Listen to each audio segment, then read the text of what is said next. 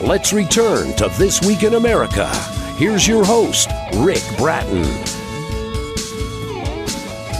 Welcome back, everybody, coast to coast. This Week in America. Maura J. Simmons' newly released Where Are God's Things from Christian Faith Publishing is an engaging children's book that explores key elements of faith, that encourages young readers to learn about God's creations through interactive exploration and engagement. A helpful resource for encouraging young minds to learn about God. Maura is a dedicated wife, mother, and grandmother, and now published author. Maura J. Simmons, author of the charming and interactive children's book, Where Are God's Things?, our guest on This Week in America. Maura, welcome to the program. A pleasure to have you with us. Thank you, Rick. It is such an honor to be here with you on this show. Thank you. It is our pleasure. I love what you've done with this book. And what's it like hearing yourself referred to as a published author? That has to be fun to hear yourself. Very. Yes, it's something, because I wasn't a very big reader growing up, and my mom, of course, regrets not forcing me to do that. But then this became something when I had grandchildren. So to be an author, it's a strange new world. Well, we'll talk about the process and where this all began. In fact, let's talk about the inspiration. I love where this idea came from, how it developed. Talk about Where Are God's Things, where this whole idea came from. All right. Well, I live in Idaho, so we're around mountains and trees, and I like to draw. I don't think I'm really good at it, but who does, right? And then I've had 3 older children, but our 4th one came to live with us. So as a baby with our daughter. And so we kind of raised him and helped raise him. So we were reading to him all the time at nighttime. And when I would be reading his books at night in bed, he would always point, to different things. Or I would ask him, let's say, where's Donald Duck? Or where's Mickey Mouse? Or, where's, whatever we were reading. A lot of the, superheroes and things like that. Yes. So then he was probably like 2, I was just drawing, and I started drawing a mountain, and I started drawing some trees, and I asked him, so where's the mountain? And he would point. And where are the trees? And he would point. So from that is how this came out. I started drawing, and then he would, as he was older to talk, he would say, well, I, draw, he calls me something I can't even pronounce myself, so I'll just say grandma, even though he doesn't call me that.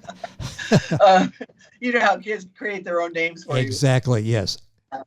So I just started drawing little things, and then, I started praying more, and God says, well, teach them their shapes. Well, of course, all kids need to learn their shapes, right?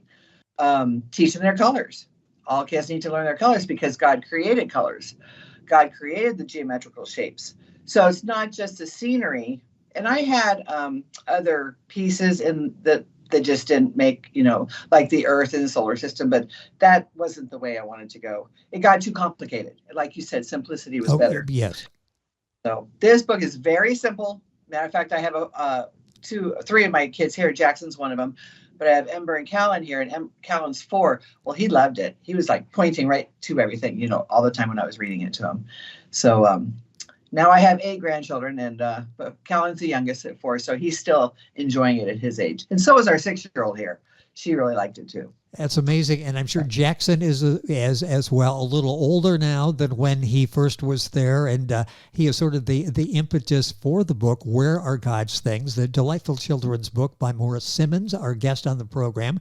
Her website is authormaurajsimmons.com. That's SIMMONS. We've got a link on our website, thisweekinamerica.us, and we'll give you that throughout the program to get information on Maura and get information on the book and be able to buy it there as well.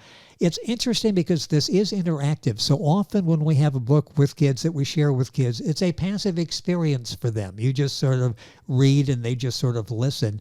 Talk about the joy it is in dealing with a young person when they're involved. They're pointing to things. They're talking with you. You've got this discussion as you're pointing out things. That has to be a joy in being able to share this story with a young person. Well, it really was. And he talked later in life, like like 3, and so does our younger one. He wasn't forming words exactly at 18 months like some of my other grandchildren were. And, a lot of kids, they're all different ages when they start really developing their words. So if you're pointing to a tree, and they say free, right? Sometimes they can't say the T, but they'll put an F in there. So you can really practice when they're pointing to the trees and speaking the trees. So you're teaching them, and they're sitting on your lap or they're sitting next to you. And I started with parents, but you have grandparents, you have aunts and uncles, but you also would have maybe a librarian, or another adult at a daycare center. So I kind of made it so it wasn't just parents or grandparents. I tried to make it, because I would take Jackson to the library, and they would have story time, but they could not get up there and point to things on the book. Yes. So this was kind of important to teach the kids how to speak the words, hear them, see them, and then react with their fingers or their, whatever their motions are. That's how that worked. Talk about that special connection that you have with the child that's reading the book, Jackson, in the case when this began, and the other grandkids as well, and people experience with their own kids and grandkids by reading with them, and the interaction part of it with Where Are God's Things. There really develops a connection, isn't it? It's more than just words you're listening and they're absorbing. You're actually making them part of the whole process. You are making it part of the whole process. And for one thing, of course, you're teaching them where God's things are. God created these things. And that was the first and most important thing. I wanted them to know that God, our Father, was the creator, and he made these mountains. He made these rocks. He made, the big tree, and he made it green and brown for a reason. So I wanted them to know that first. But the connection is, even to this day, Jackson's 12 now, and I have another 12-year-old. I have a 15-year-old, an 18-year-old. Now, I did not get to read this book to the older ones, but my younger ones I have. So the connection is still, they will still ask me things about things in the book. Or yes. The connection is, of course, with, the Father and the Holy Spirit, but then just the alone time, the snuggle time, it's a lot about reading, but it's also the time you spend. You put down everything else. You put down your phone. You put down everything else. You turn the TV off, and you're just there with them. And it may be 15 minutes. It may be a half hour, but it takes, if you read it slow and you let them participate, it'll take you a good 15 minutes, which isn't very long. But to spend 15 minutes with a child on your lap, you can't go wrong with that at all. No, that's priceless. There, you cannot put a price tag on that. The book is Where Are God's Things by Maura Simmons, Simmons. Maura, author, MauraJSimmons.com is the website. Information, you can order the book there as well. Book available at Amazon, Barnes & Noble, all of the usual places. What age group specifically is this designed for? You mentioned before your grandchildren, the different ages. Who was this designed for as you were working on this from a marketing standpoint? It was designed for probably a year old, I would say, because, man, these kids are smart. They are smart children. I know parents are, you get wrapped up in it, but, and grandparents, of course, every grandparent out there will probably attest to this. They're smart, great kids. So 1-year-olds, I mean, even younger, depending on where they are at, but you can read to them at 1 and they can start pointing, and you can take their finger and point to it. So they recognize their eyes, their ears. So they're getting all their senses involved, I guess is what I'm trying to say. Yes. They get to explore their own bodies and their own senses and participate. So 1-year-old to, I would say, 3 at first, but no, my 4-year-old loves it. And I have 2 6-year-olds. So I have a 4-year-old, 2 6-year-olds. I have a 9-year-old. Caleb would sit down, who's 9. He would sit down there and read it, even though, of course, he knows everything. But he would like to, he would enjoy it just because it's fun. It's fun to point to something on it. It gives them a sense of satisfaction that's like, hey, I know where that is, or yes. I can find that hidden thing. I can find that little hidden squirrel, or I can find that little hidden swing.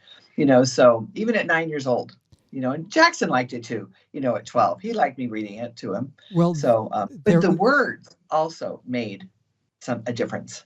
Well, and that's interesting, and I wanted to talk about that. I'll come back to that in a second, is the text, going back and getting it refined. So these are words that children would understand and respond to. There's that connection at the time, the fact that they're able to point and to discuss. And I would think Jackson now, sometimes because of the lessons he learned with this, he's out and he sees a beautiful sunrise, and he's thinking, thank you, God, nice job today. This really looked good. It does give you an appreciation that you carry with you through the rest of your life, and maybe some of us just take for granted every day. Oh, yes. When off the subject a little bit, but like I said, I live in Idaho, and we have some beautiful sunsets. Now, you will see a few people pull over and stop and take pictures, but then everybody else just passes them by. And you're thinking, how can you not stop and take a picture of this? Exactly. So you are correct on that. Yes. You know, it's interesting. Definitely. We go through life like that, and somebody had the expression once, just look up, and it's amazing what you can see looking up. We're fortunate we live by the water, by a river, yes. And then the ocean there, and we walk it every morning, and you see dolphins, you see birds, you see manatees, and so many people are walking, looking down, and they never see anything that's out there. It's a real source of exploration every day as we do that, and you teach that in Where Are God's Things, to be appreciative, to recognize and to be appreciative. You mentioned this was sort of God-inspired too. Talk about that, the message you had from someone who thought this would be a good idea to turn this into a book. Right. So, yeah, the God-inspired was, turn it into a book. And I thought, are you kidding me? I don't read, I don't write, I don't, but then you hear the word I again. So I had to hear it. I mean, I heard all of this. Now, I like rhyming things anyway, and the kids like rhyming things. So that's where, it started with, with the first page is, God created. And then, in the beginning. So I went to the Bible, of course, right? In the beginning, God created the heavens and the earth. So I took some of the scriptures, and then when it got complicated, for him to, even say Jackson, to understand some of that, that's when I started changing it to what the pictures say. So then I would get stuck, but then the rhyming came, and I could just hear, the Holy Spirit would speak to me, let's say, on the colors, your mommy is pretty as a queen. I bet her favorite color could be green. That because my daughter's eyes are green, my eyes are green, and my granddaughter's eyes are green. So that's kind of where that all came. So it is a family, it's a family thing. Those type of things came from, different parts of our family. You talked about that before, and I wanted to go back to that. It's so important. Sometimes you have great ideas for a book, and then when you write them down, you go back and it's like, well, I'm not sure they're going to understand that. This is going to be somebody that's 5 or 6 years old, and I'm writing this at the level of a high school senior. How challenging was that? And to maybe have to go back and rework some of this. And then when you're doing it in a rhyming scheme, that even makes it more challenging, I would think. Well, right. So like I said, Jackson was 2, 3, and 4 years old. Well, he was a baby up to probably 4 years old before his mom, met her husband now. And now he's 12. So it took me that long to write it. I mean, I started writing and then I put it down because I thought, no, I'm not going to write a book. Lord, what are you, crazy? But then he started picking it up. But I would ask him. So he would actually, even as he got older, sit down with me and I would read it out. He'd go, no, that doesn't sound right. Or, he would give me different words or different things. So he did help along the way because Ember didn't come along till, she's 6. So, but Jackson actually was close to us the whole time, but I would read different pages of it. And then when I didn't see him, I just, you just shuffle it around, but he would say, no, that's not right. Or yes, I like that. So he helped even through that part. That's nice to have. God would help with that. And a young editor to help along the way too, to sort of refine the story as you're telling it. And then you get illustrations. Talk about that, because that really enhances the message in the text. Those illustrations, I tell you what, like I said, I like to draw. I I don't think I'm good at it. I mean, you see people just who are professional drawers and sketchers and all that. And I've had numerous ones. Well, then crunch time came because I could change it up. I have like, probably 5 or 6 different first pages. And I like some from that page and some from this page. But then the colors on the balloons, that was something for children, right? How many kids don't like a balloon? So you can learn your colors through flashcards, but that's not as fun as seeing a balloon fly away. Yes. I didn't think anything. So, and then the animals, like I said, we live, in Idaho, so we have farm animals on we don't have them, but other people have farm animals. And then, of course, the God says, he created the sea, so he made a place for them to swim. So what are some of the main creatures in the water that kids know? You're not going to go, well, actually, my kids didn't know about the jellyfish. Ember didn't know about the jellyfish, so that was fun. Yes. Just now, so I learned something. Not every child knows all these things. So how did you get? I love it because the illustrations are so important in a book and really enhance the story that you're telling. How did you get from, God, I'm going to go ahead and write the book, to actually then, the next big step is, now what? What was the process like from the time you finished the book to the decision to publish it and then getting started in the business part of creating this book? Because he made me. Because if you don't obey God, when God tells you to do something, and I watch enough, of our ministers and prophets to know when God tells you something, if you don't do it, you'll either find somebody else or you're not going to go to the next step. And you have to take baby steps. Now, the first chunk I let go aside, right? Because of the money. But the next step, when he said, I want this done and I want it done now. It's, well, you can't let go. When God tells you to do something, you can't let go of that. So I would struggle. But then if you're following the step by step, what he's telling you, he's going to give you the information. So he gave me the information. He gave me the money to, have it published. So, and to me, it was like, oh my gosh. But when he tells you to do something, you follow through and then see what doors open. You are the biggest open door. I mean, it was published, and next thing I know, you guys called. And I thought, well, that had to have been from the Lord. It has to be, because I wouldn't have known. So if you trust God with little things, he's going to open the doors for you. And but you have to be obedient. You have to be obedient. And even though it might seem a struggle, just take your little steps. Take one step at a time. Draw a page. Draw the words. Draw the second page. Draw the second words. Next thing you have, 10 pages. Make your phone calls. Follow up with them. Call your publisher. Call this publishing. When they say yes, go, oh, wow. Okay.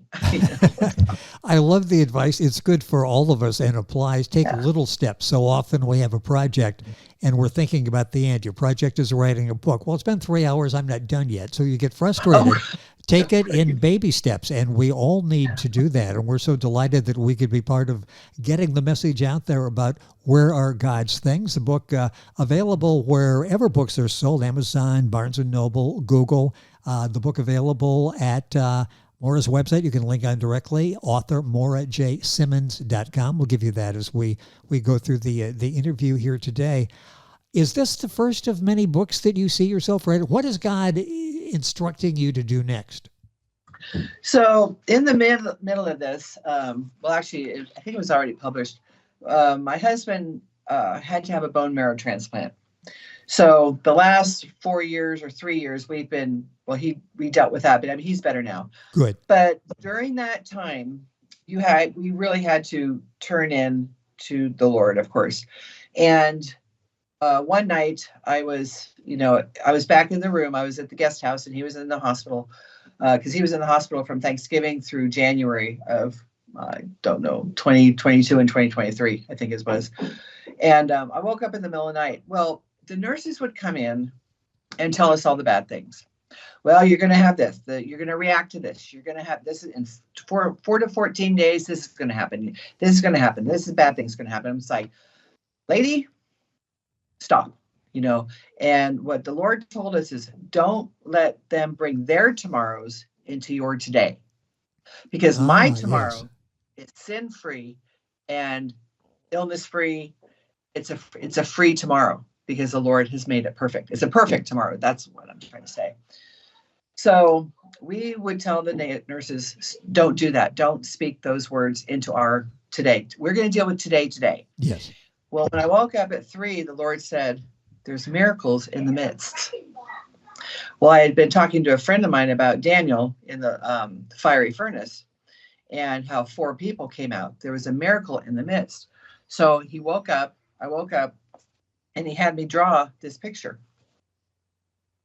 Oh, I don't know if you can see it, but there's 4. Yes. Right? So there's a fire, but that's the vision he gave me. He gave me a vision to draw that. And so I drew that out, and I hope you can't hear that. I've got the kids out there at the door. That sounds good to hear the young voices. Excited. Okay, they're all playing out there because they know I'm in here. It's like, don't come in here. So anyway, there's miracles in the midst, and he whispered that to me. So I drew that, and I took that to my husband. I said, honey, look what God gave me. There's miracles in the midst. So when they tell us you're going to have this stuff happen from 4 to 14 days, it's like, no, there's miracles in the midst of the sickness. There's miracles in the midst of your troubles. There's miracles in the trying times.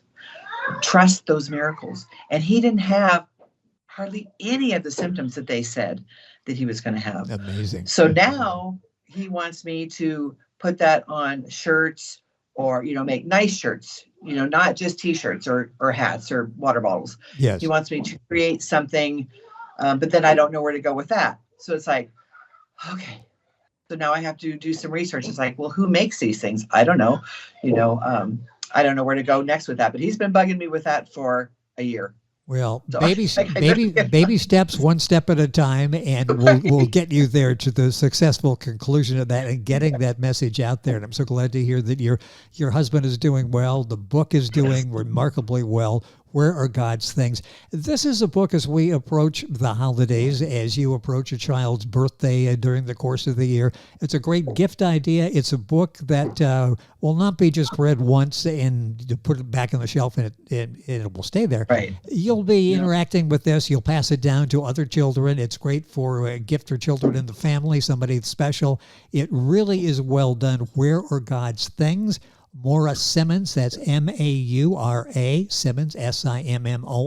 Our guest is the author. Her website, simply author MauraJSimmons.com. Book available at the usual places, Amazon, Barnes & Noble, and Google, and a link on our website.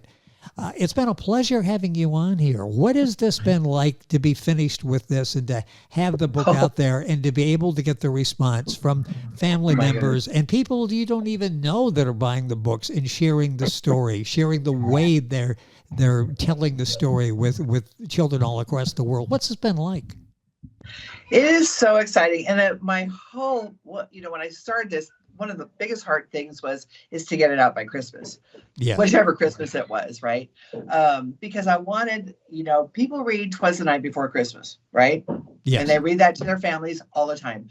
I would like this to be something along that line. When the families get together, even here at Thanksgiving, right? The families get together and all the kids have to go to bed at some time, but if they have more than one grandchildren or child, they can sit up in their bed and, let all 4 kids or let however many kids are in the bed with you, point and, play. They can play before they go to bed, but then they can all say a prayer before they go to bed too. They can do this before Christmas. So I have 4 birthdays, 3 grandchildren's birthdays in December. So to get this to them before, Christmas would be fun. But yes, that was my heart's desire, was to get this book out before the holidays so they can snuggle, because winter and Christmas seems to be an extra snuggle time, because when it's hot, no snuggling tonight. Nope. We'll put that off till November and December. In Florida, where you are, right? Well, yes, exactly. So November, December, that is a good time to do that, and people can enjoy the books. And it's now available And I'd like to thank King Pages Press, the author's marketing consultant, results-oriented, making sure your work gets the attention it truly deserves. And I thank them, kingpagespress.com, for arranging our conversation. Look forward to staying in touch and doing it again on future projects. It's been a pleasure. It sounds like the grandkids are waiting for Grandma to do some more reading to them during the course of the vacation. They're like knocking at the door and they're doing all kinds of things out there. They're ready for a little interactive reading with Grandma today. This book is Where Are God's Things? You'll find it wherever books are sold. Maura, it's been a pleasure. Thank you for joining us on the program. Rick, it has been such an honor, and I'm very excited. I thought I'd be nervous, but you have made it so wonderful. You are just a great host. Well, I love the story. I love your enthusiasm. I love the faith that's got you through so many circumstances in life and gotten you through this. And go enjoy the vacation time as we're doing this over Thanksgiving with the grandkids. And thank you for joining us. Thank you. All right, Rick. Thank you so much. Take care. Maura Simmons, our guest on the program. Author Maura J. Simmons is her website. All the information and so much more on our website, thisweekinamerica.us. Back on today's program, right after these messages. This Week in America is online. You can visit our website, thisweekinamerica.us. Scott Pinkerton, Associate Producer of This Week in America. Jay Anderson, Segment Producer. Ben Watson, Webmaster. Otto Bechet, Director of Engineering and TV Production. This Week in America produced and is a trademark of Blue Funk Broadcasting, LLC. For information on all of our guests and to listen to this week's show, our website again at thisweekinamerica.us. And I'm Sean Bratton, Executive Producer of This Week in America.